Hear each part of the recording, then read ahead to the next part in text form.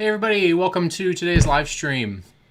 I'm going to be talking a little bit today about the contest and how to set it up, how to get ready, how to get everything going for your contest entry.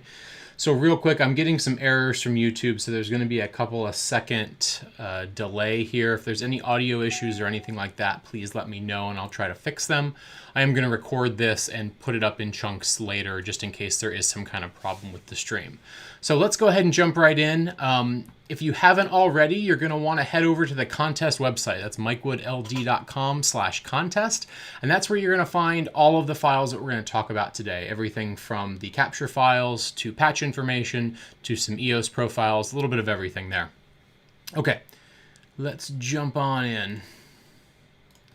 So on the screen you're seeing in front of you right now, I have an EOS base show file that I made open. I've got the capture file and then my video, which looks like it's flickering, but we're just going to have to live with that for now. Oh good, audio is not synced.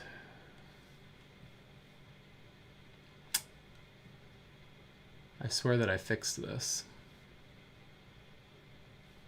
Tell you what I'm going to do.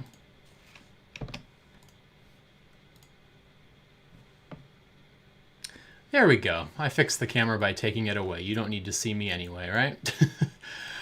So what we're looking at right now, we are looking at your a base EOS file and the capture presentation file that I made. So you can get all this information again at the website mikewoodld.com/contest. That's going to take you to a GitHub page where you can download all of this various stuff. The reason I put it on GitHub is because if I find errors or problems that I need to fix over time, this is going to be the easiest way to go about making those updates. So far people have been playing with stuff and it seems like everything is working pretty well. If you do find an error or something like that, please let me know so I can get it fixed. The cool part about the capture presentation file is that I can update that and it won't affect your programming at all. If I need to move an object here or there, all you have to do is download the new one. All of your patch, all this stuff will stay the same. So that's pretty cool. Okay, so once you have everything downloaded, the first thing we're going to do is patch the show. So in the documentation, you're going to find an Excel document, a CSV, and light-write versions of all this patch information. They're all the same. You can choose which one you need. I do put channel numbers in there. Those are just my channel numbers that I use for my demo and for my testing. There's not any rhyme or reason to it. You can choose your own channel numbers. You can change anything you want about that to make it work for you. You, of course, can't change the modes or addresses because those are hard-coded into the capture file. So I'm aware, as you're going through and doing this, I'm fully aware that the patching scheme that I've come up with is not going to be sustainable in real life. Typically in real life, you'd patch by position and not by instrument type. I just made it a little bit simpler and faster to patch this way. So this was more about what you create versus getting it all set up properly. So once you get all your fixtures patched in there, it's as simple as turning them on and off. So channels 1 through 17 are my moving lights. You can see there they are. Oops. I try to do this all without a console, so it's kind of fun.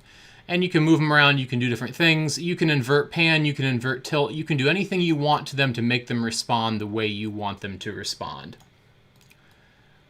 Again, if you find any issues with any of this, please let me know. So channels 1 through 17, those are our top moving lights, are all Lation Picassos. 21 through 35, these are going to be your top color source pars, and for some reason my fog got messed up in here, of course, hovering above the space. Nothing can just go right when I try to do a live stream, right? 41 through 49, these are your, let me reopen the capture file here. Sorry, everybody. Yeah, stand by.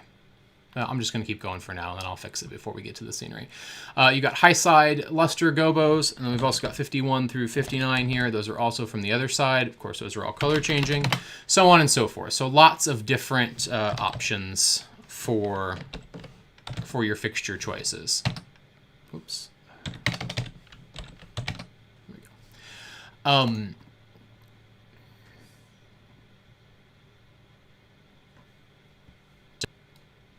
Sorry about that. Okay.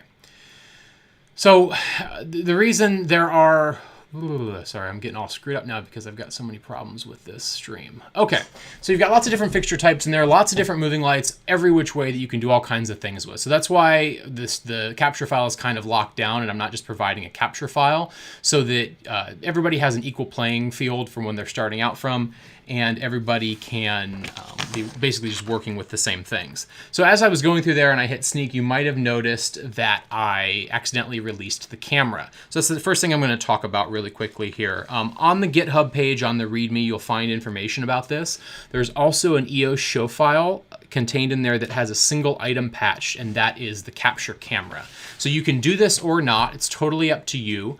I have it patched to channel 3001 in my file. And if we open up our moving light controls, you can see there's a couple of different things there.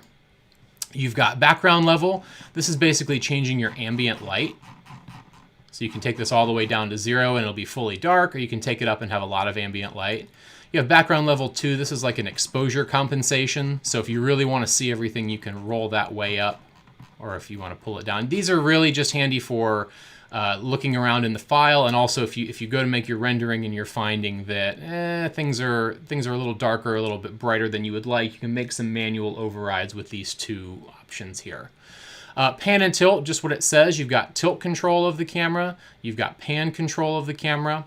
These next three things here, these tracking offsets, these are very, very sensitive. Basically, X is going to be left and right, Y is going to be forward and back, and Z is going to be your camera zoom. So these are super sensitive. I recommend holding down Shift when you do it to roll them in and out.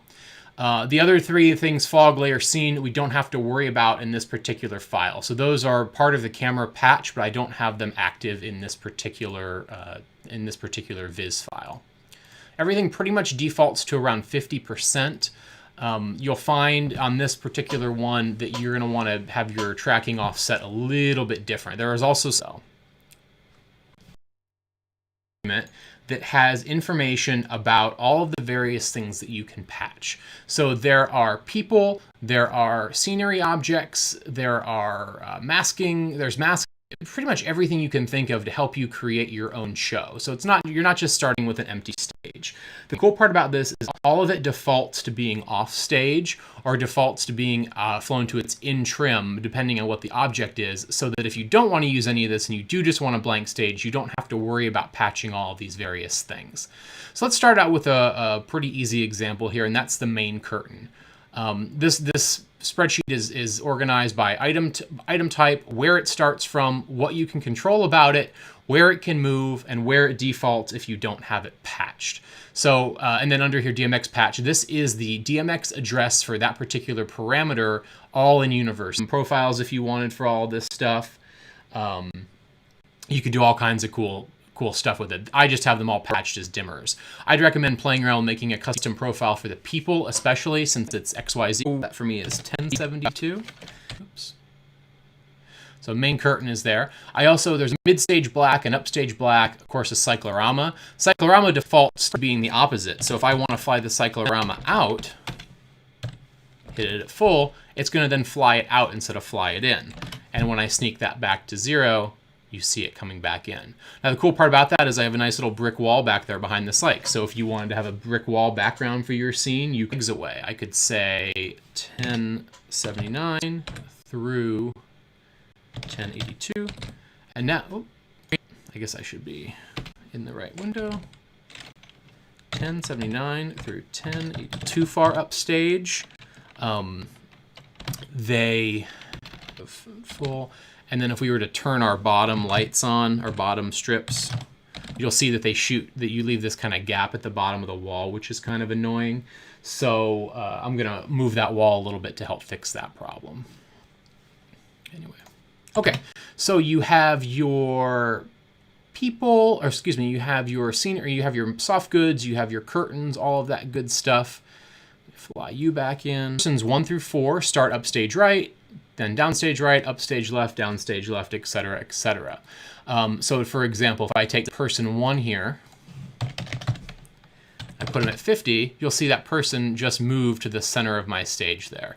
And actually, I'm going to take this ambient light down a little bit so we can actually see what we're doing. Excuse me. Whoops, I want 3001.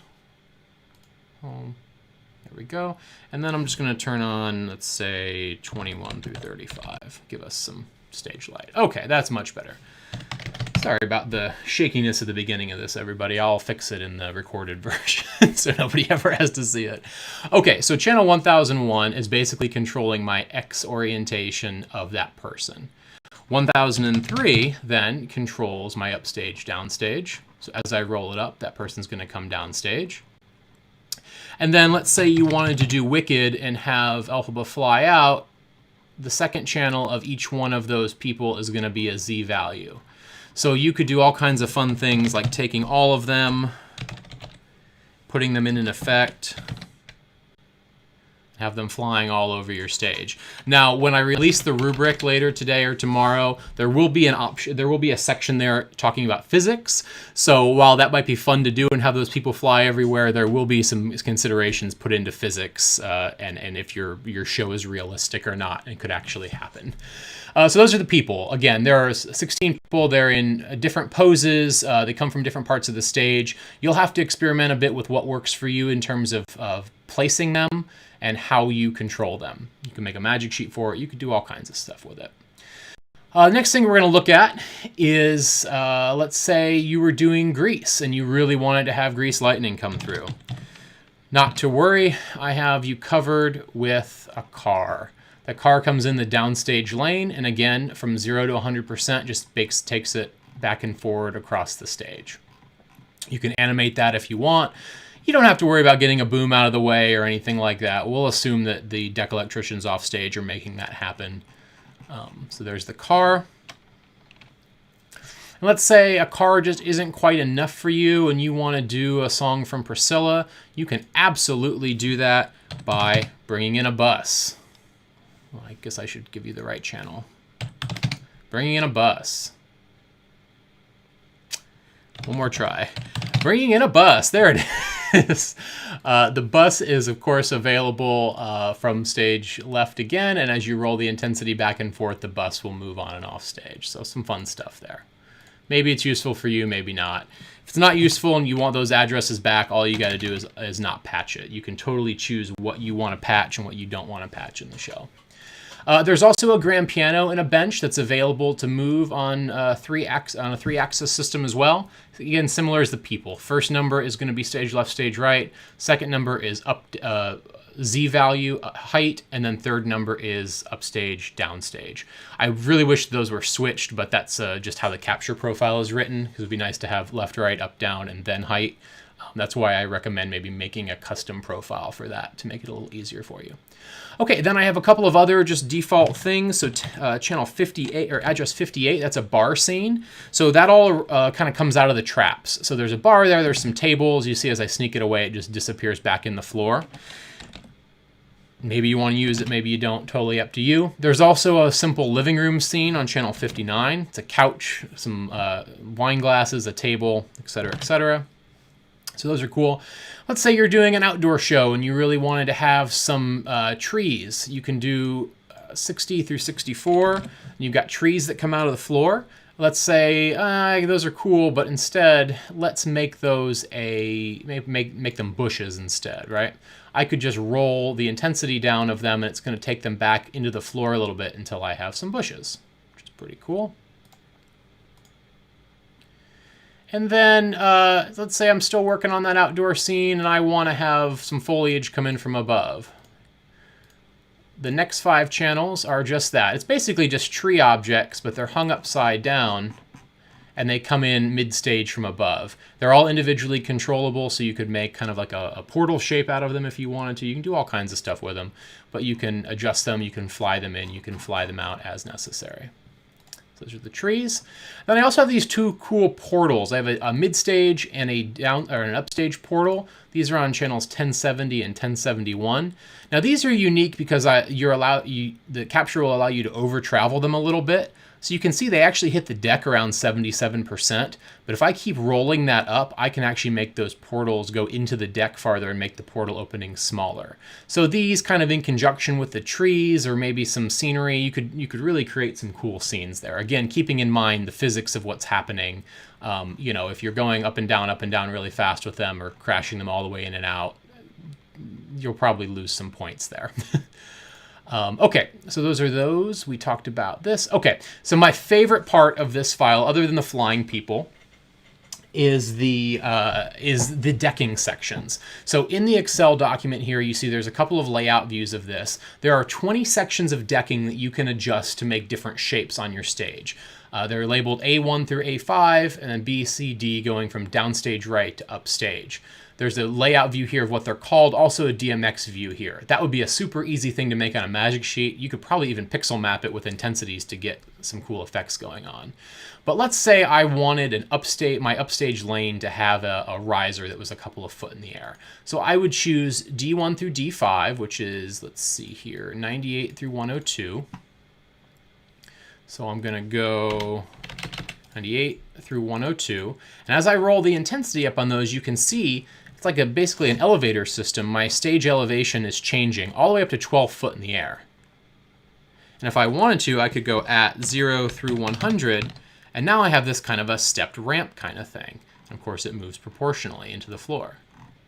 I played around with the idea of making these color control pixel mappable objects, but I decided I needed to do some kind of limit on it. So maybe version 2.0 of this contest next year or later this year, we'll do some pixel mapping floor options. My favorite thing to do with this is to grab all of them. So it's what, 1102 through 1083. And then I apply just a intensity sine wave effect to them. It's actually a really good way if you're learning how EOS effects works. It's a really good way to visualize how effects are spread over a grouping of channels. So there, you know, again, physics, keep in mind the physics when you're making your creations, but you can do all kinds of cool things with this. So that's those. You can also, especially with these, get really creative with how you handle offsets and groupings. So for example, if I bring them all on, if I do an offset, select last, and then we can say number of groups, 5 groups, interleave, next. Then I can start getting, next, full. I can start getting creative with how I select things. So I'm basically I did an interleave of the selection, and then I went through and I'm changing them individually. So again, you get the idea. You can do all kinds of cool stuff with that. So that's kind of the walkthrough on the DMX controlled scenery that I have. If there's any questions, throw them in the chat. There is a pretty decent delay here. I don't know what's going on with my internet today, so I will probably scrap this video and make a new one to post later. But so far, I haven't had any major issues of any issues with the patch or anything like that. So if you do find one, please let me know. The thing to keep in mind here is that I'm asking all issues that you find to go through the official email address, which is contest@mikewoodld.com. Sending me a message on social media or anything like that, I just can't guarantee that I'll remember to get to everything, so I'm trying to keep everything in one place. So all of that information, again, you can find on the website. There's a frequently asked questions section there. Pretty much anything you can think of it is there. There's also an issues tab on GitHub, so if there's something that I know that I need to fix, it's going to be listed as an issue there. So do a little research before thinking something is wrong. Look on the FAQ, look on the GitHub, and see if anything there is messed up for you. Question came in, will info on recording be released later? So to record this, you're going to have to use some kind of screen capture software for it. So within Capture Presentations, you can save images, which is great. but you can't record videos. As far as I know, if I'm saying something wrong, somebody please correct me. But as far as I know, you can only save renderings from the presentation file. So what you're going to want to do is, if you're on a Mac, you can do this natively in QuickTime. You can do a screen capture of it. If you're on a PC, I'm sure there's ways to do it. I'm sure there are plenty of pieces of software that can create those screen captures for you to allow you to record your video. Keep in mind, the capture presentation file is basically just a way to, it's just a quick rendering, or it's basically just like a quick TV view of your stage, right? So anything you do in EOS is good. This is just a way to play it back. You're not actually doing any of the programming itself within Capture, which allows me, like if we find a problem, like this back wall needing to be moved a little bit, I can update that and release it, and it will not affect your programming at all. The only time anything kind of programming would be affected is if anybody finds a patch error. Two other quick things to show you that I forgot. There are house lights and there are work lights. House lights, whoops, that's the wrong channel. You can turn the house lights on, and you can turn the work lights on. I haven't patched just 901 and 911. You can put them in, again, whatever you want. But that also will allow you, as you're figuring out your scenery, give yourself a work light sub and turn that on. You could also, do that in conjunction with the background level or the exposure settings in the capture camera. All those things are all possible. Only other tips I have to really share right now, I'm going to be doing little videos here and there throughout the next couple weeks, kind of giving some tips and tricks as questions come in. But I would recommend, if you're going to do some scenery moves and you're going to have stuff like that going on, really explore the idea of doing multiple queue lists for that. Put your scenery in a queue list, put your people in a queue list to help keep the data segregated a little bit so that things are a little bit easier to manage. You could even go a little further and partition your queue lists, partition your queue lists out so that your main list can only control lights, your secondary list can only control people, your third list can only control scenery, etc., etc. And you can trigger all those things from the main list. Another thing you could play around with, output count has been a big question here. This show takes about 4 universes worth of DMX if you want to fully patch it. A lot of you already have Nomad dongles that are only unlocked 2 universes, so you can pick and choose what you want to patch. So as you choose your songs and you start thinking about what you want them to look like, you might decide, well, I don't need cyc lights, or I don't need every single one of these moving lights. If you don't patch it, it doesn't count towards your output count, and it won't affect the actual rendering in the capture file at all. So pick and choose what you want. You could also play around with the idea, if you say you had multiple laptops or multiple control surfaces, you could actually, you could control your scenery and your people from another piece of software or another control surface. I wouldn't recommend doing that just because you're going to get into issues with streaming ACN and all kinds of stuff. Unless you know what you're doing, then by all means go for it. But the simplest way is to just patch everything in Nomad. If you run it in offline mode, it will work pretty well. Every once in a while it's going to flash everything to full or flash everything out, and unfortunately that's just a limitation of the software being free like that. So it might take you having to record it once or twice if it flashes in the middle of your recording. That's just how it is. That has nothing to do with capture, nothing to do with our files.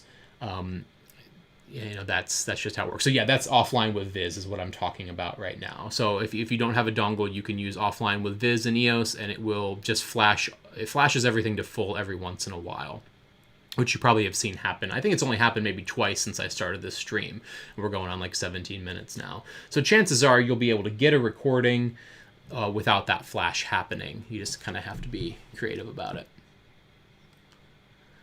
Great. So let me think if there's anything else I want to talk about today. You can see the bus over there and the wings waiting to go.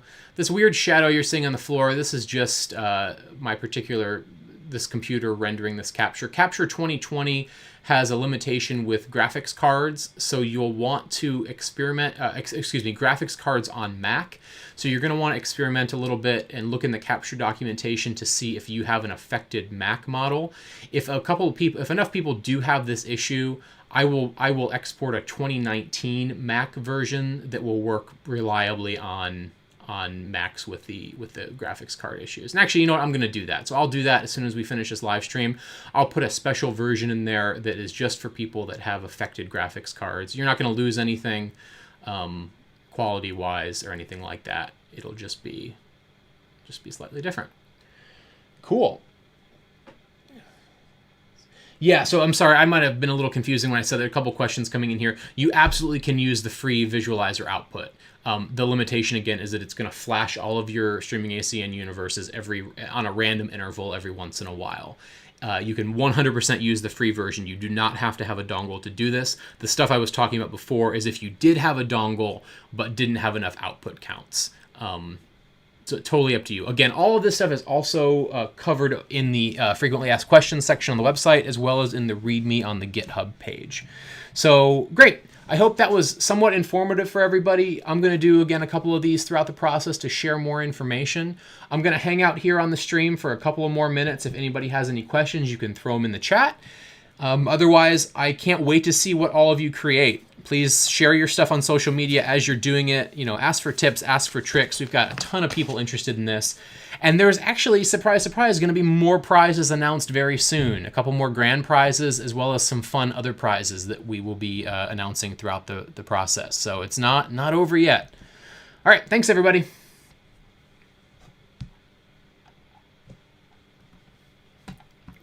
Again, I'm still here if anybody has any questions.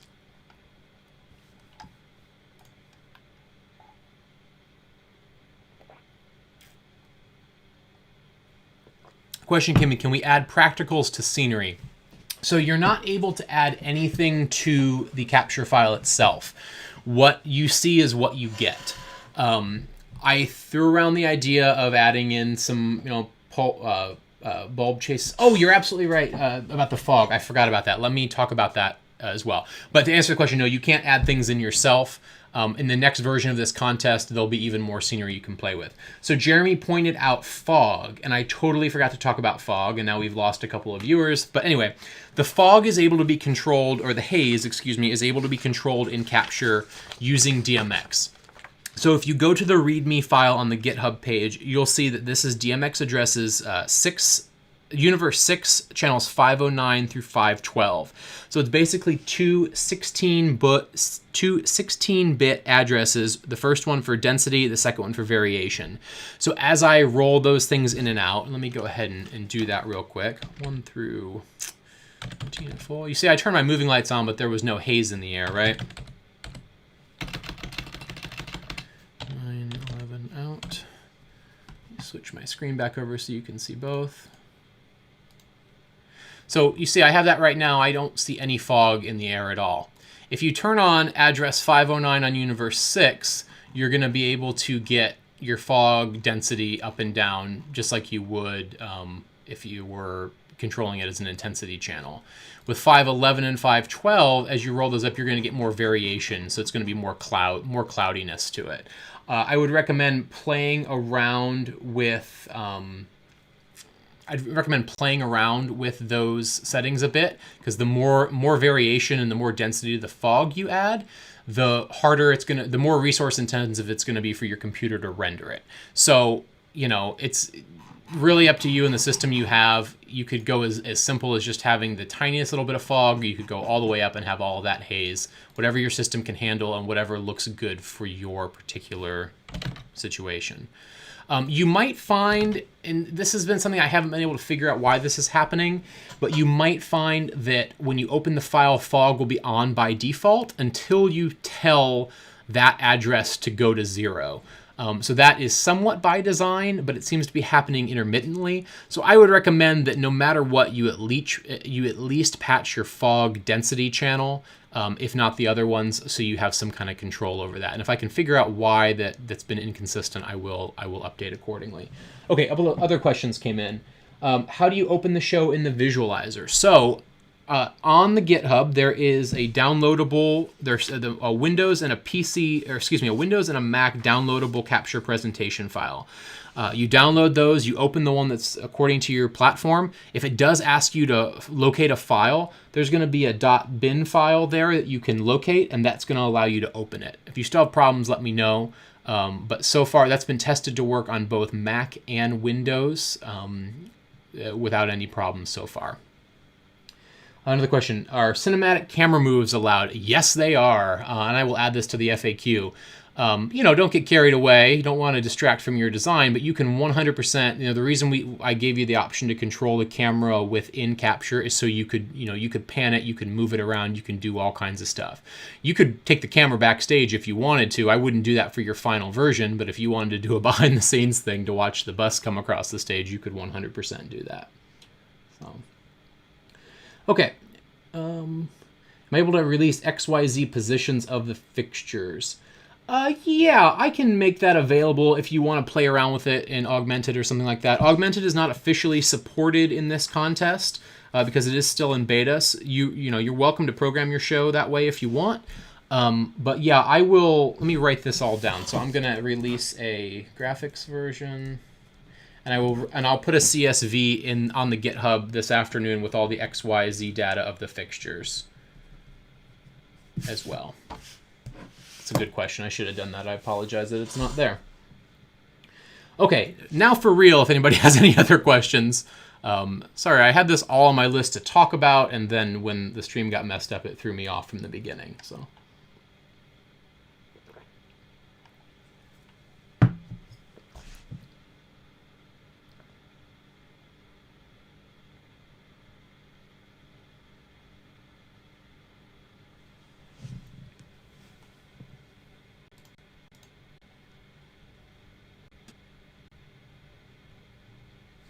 All right, folks, I'm going to go ahead and sign off. If there are any other questions, feel free to shoot them into the email on the website, and I hope to see all of your creations very, very, very soon.